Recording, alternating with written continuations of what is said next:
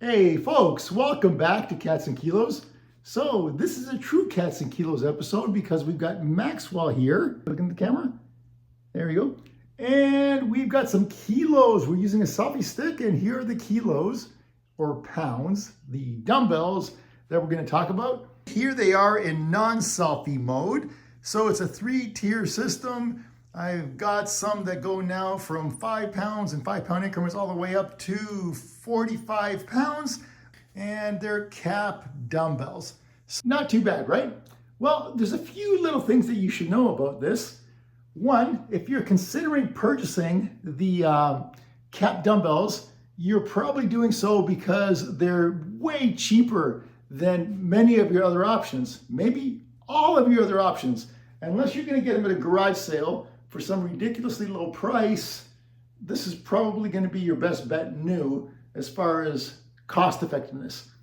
Now the thing is though, what I found is when I got to the heavier ones, they were shipping me defective dumbbells. What do I mean? Defective? How can they be defective? Weight is weight, correct?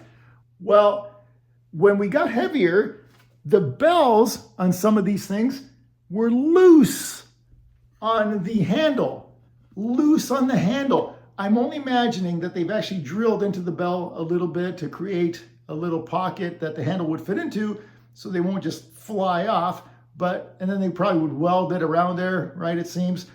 It was actually hard to find good information on how they actually make these, but it wasn't good. You know, when the bell is wobbling and you're lifting the weight over your head and it falls on your head, that's not good, or it falls on your foot, not good. So why would I even recommend these if there's a chance of this happening? I'll tell you in a minute. But before that, what else was the problem? Well, when I got one of these, it was actually bent. When you put it on the bell, on the ground, it was actually off to one side. The handle was bent, and I think the bell itself may not have even been mounted properly on the handle. What the f? So I sent it back.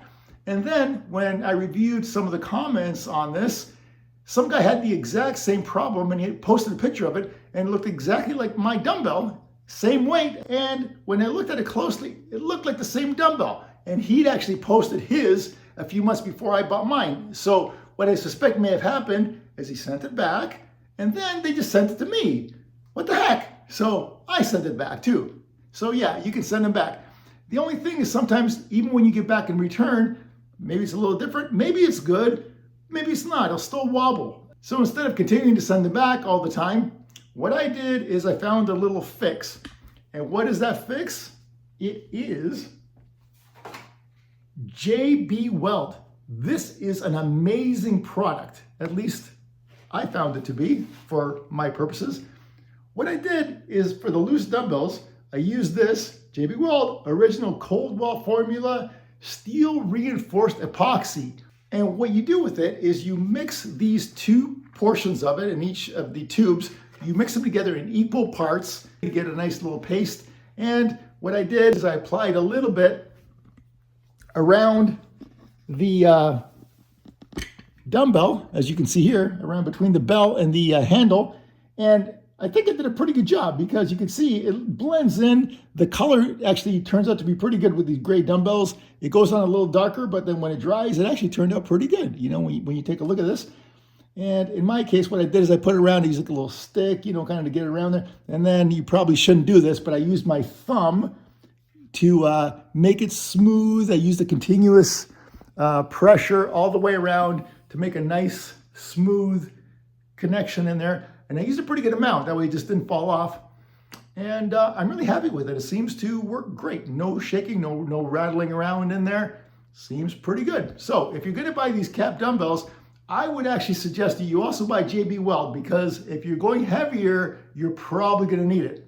I am not making any claims as far as to the safety of something like this. If you're going to use the JB Weld or anything like that, I am just telling you my experience, what I did, what worked for me. Maybe will work for you too. See what you think. A couple more points.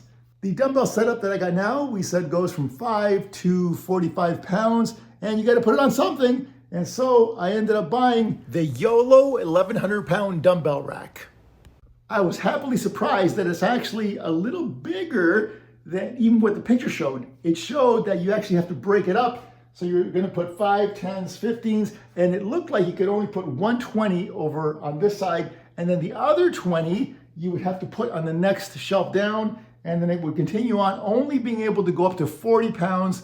Not the case. I was able to fit the 5s, 10s, 15s, 20s, continuing on, keeping them all matched up. Not only to 40, but I was even able to throw in 45 pounds at the end, which again, for my purposes at this point, is totally fine. The other thing I like about this dumbbell rack is when you look at the angle, you can see that there's an angle from the side which allows you to be able to use these tiers properly. You know, you can put weight back without having to reach underneath the way this other crappy rack that I had at the beginning functioned by being straight up and down. And so when you had a heavy weight you're going to put at the bottom, you had to lean in to put that weight in there. There was no slope. It wasn't staggered.